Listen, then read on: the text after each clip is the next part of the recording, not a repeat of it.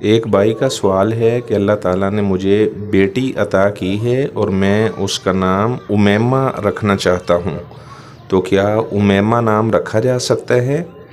بات یہ ہے کہ امیمہ کئی ایک صحابیات کا نام بھی تھا۔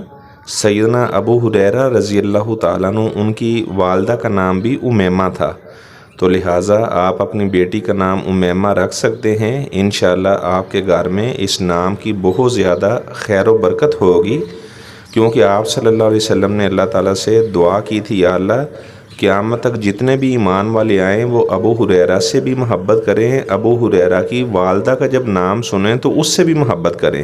تو سیدنا ابو ہریرہ رضی اللہ تعالیٰ عنہ فرماتے ہیں، اللہ کی قسم قیامت تک جتنے ایمان والے آئیں گے جب وہ میرا نام سنتے ہیں تو مجھ سے بھی محبت کرتے ہیں، میری والدہ کا نام سنتے ہیں تو اس سے بھی محبت کرتے ہیں۔ تو اگر کوئی سیدنا ابو ہریرہ رضی اللہ تعالیٰ سے محبت کرتے ہیں، ان کی والدہ امیمہ سے محبت کرتا ہے، تو گویا کہ یہ اس کے ایمان کی علامت ہے۔ آپ صلی اللہ علیہ وسلم نے یہ دعا دی تھی حضرت امیمہ کو، تو لہٰذا آپ اپنی بیٹی کا نام امیمہ رکھیں، یہ بہت خیر و برکت والا نام ہے۔